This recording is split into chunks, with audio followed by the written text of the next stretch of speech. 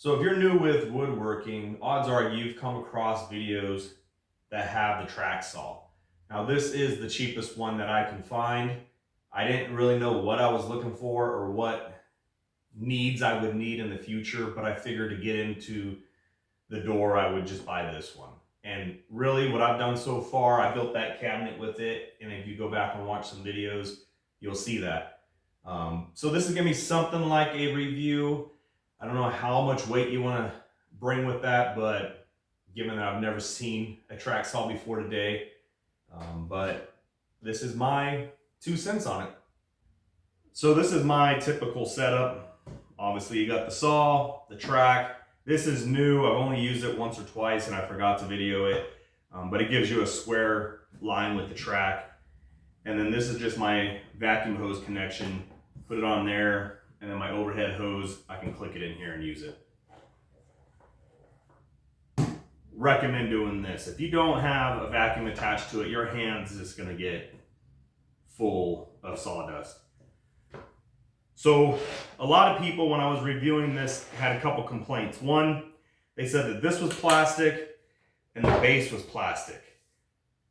Maybe that was a different model. Maybe that was an older model, but this is metal. Or aluminum of some sort.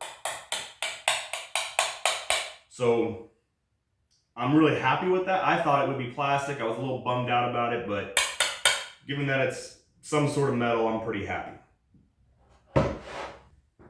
The reviews, when I was looking at them, said that this is plastic, the backside is plastic, and when you bring it to the 45, it had too much play in it, and you probably shouldn't trust a perfect 45 cut. I've never used it in any other way other than a 90 straight cut. So I've never even turned these knobs. So let's see what happens here.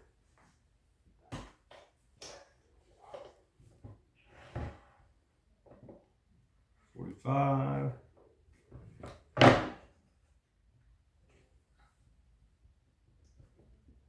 don't know. I don't see the play that people were complaining about. I guess there is some. But that's tight.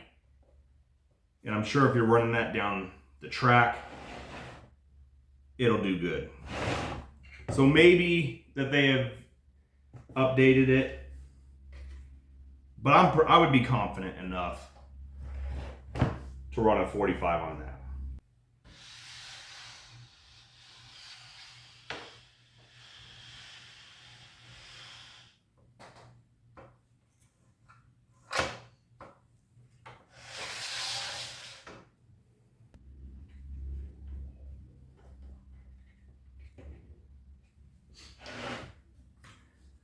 Some of the other little gadgets they have on here, right here, allows you to plunge the saw all the way down like a typical cut. One of them allows you to kind of just do a score. And then one of them allows you to bring it down enough so you can change the blade. These is kind of like a cam. You have one on both sides. And this, when you put it in your track, it allows you to adjust, do more of a fine adjustment. It makes it tight or looser. This is a little device. This might be hard to see also, but you pull it up, twist it, and that little piece of metal pops out, and that will sit inside the track. This way, when you're running it down the track, if it tries to pop back at you, it has something there to keep it from flying out of the track. This part is a pain in the butt. It's a safety device, and I believe it needs to be there for some sort of kickback. But when you're running the track, or when you're running the saw, and you're done with the cut, you naturally want to slide it back to you instead of trying to push it all the way through the track. So I'll kind of show you that right now. All right, so when you first put it on there, it doesn't want to go any further. So you have to release this little anti-kickback device, and then you can push it in. Once it's there, it slides very easily. But now you can't pull it back. So my complaint with it is you're reaching across and now you've finished that cut, you can't pull it back. You have to come over like this. My experience with it, my very limited experience with it, is that normally on that side is the end of the table, and I don't really want to hold it, stop it, walk around, grab it, and then slide it off the track or get my other hand in there to release it. But it does what it's designed to do.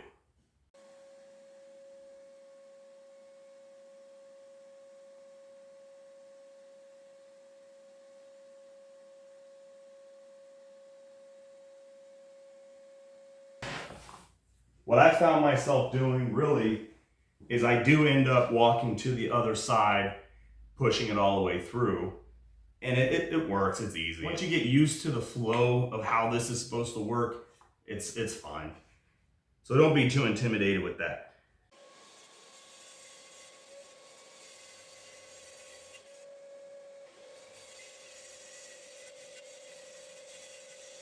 This part right here allows you to have an adjustable depth on your blade.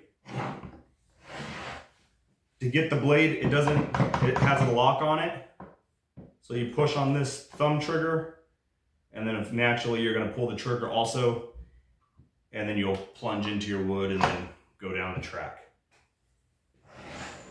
My biggest complaint with this, with the saw, or I've had to deal with, typically when you get a new saw, they put the cheapest blade on there that they can find, right? So I went ahead and bought a better blade, and my intentions were to swap it out as soon as I got it. I could not swap it out. I even read the instructions. I brought it to where it told me to bring it to. I pushed the lock back here, and I put the Allen in, and I'm twisting it, and it just kept, it almost looks like it's starting to strip out that bolt. So I just stopped, I just left it there. Now, I believe my workaround here is I'm gonna take the screws off, and then I can have a better access to the blade. But really, I wasn't disappointed with the blade. Maybe I just have low standards, but I'm pretty happy with it. But I'm not happy that I'm not able to take that off easily. And I went counterclockwise is what the manual says. So I'm not sure what's going on with that. Other than that, I'm really happy with it. It's a good weight. It doesn't feel cheap. Some people are like, oh, this thing feels like a piece of crap. I don't get that. I get that it's not the highest quality product, but I don't feel like it's gonna break in my hand when I use it. Now, it is a motor that's gonna burn through the brushes, and they even send you extra brushes for it. So if someone's sending you the extra parts because they know it's gonna go bad, maybe this isn't the best product out there. But for my every once in a while use, I think it's gonna be just fine. So with that aside, let's go to the track. So with the WEN TrackSaw, it doesn't come with a bag or a fancy box, but it has these little plastic edge caps, I guess. As you've probably seen, I put this on my garage door, but when I need to take it to my dad's house like I did today, you can put these on and then you're protecting the edges. So I do like that about the TrackSaw. And it's pretty snug, it's not gonna come off. And I say that because it's hard to get off. But I'm pretty confident with it. I'm not worried about it. It doesn't feel fragile or real breakable. I don't know if that tells you if it's strong or not, but that's what you're supposed to do, right? All right, with the track, it's just a piece of aluminum. Nothing special about this. You don't pull it out of the box and think, wow, this is high quality stuff. But I don't think I would feel that way with a Festool either. So it has these little rubber mats right here that in theory, you're supposed to just be able to throw it on the plywood that you're using and it shouldn't slide around. I wasn't gonna gamble that. I actually did buy this name brand clamps to it, and these are great. This is not a clamp. It doesn't have the strength to be able to glue a piece together, but to hold a track down onto your surface, it does great. So I bought them together, well, separate, like I said, but I bought it as a whole package thing. Has this piece of metal right here, and when you connect the other track to it, this piece of metal slides over and you tighten it down. Then you flip it over and the other track, that black thing will slide right here and then you tighten it down.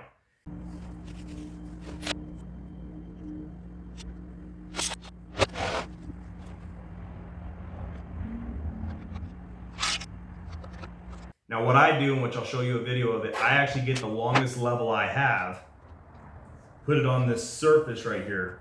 This way I can ensure that it's straight as much as it can be. Now this is just going to be for demonstration purposes, but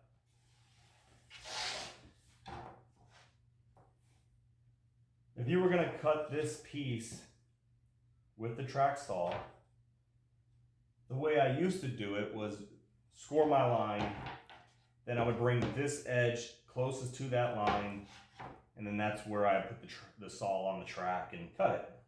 I would also clamp it down with the clamp. But now with this,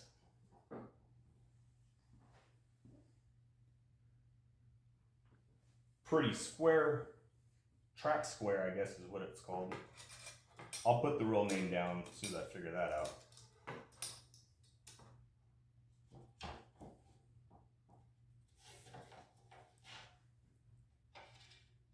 Slides in there.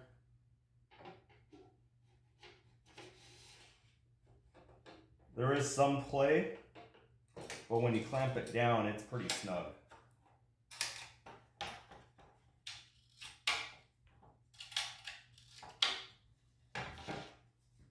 This one comes with whatever this doohickey is called, but it allows you to sit it on whatever product you're trying to cut, and it doesn't swing down. I'm sure that's obvious.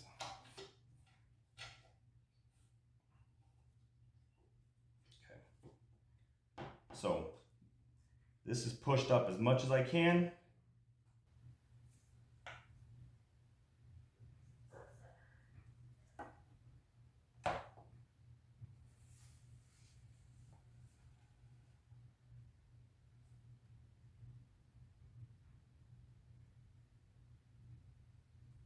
.90 degrees. So I'm very happy with it. Another thing that I bought was this track rack. Very strong plastic.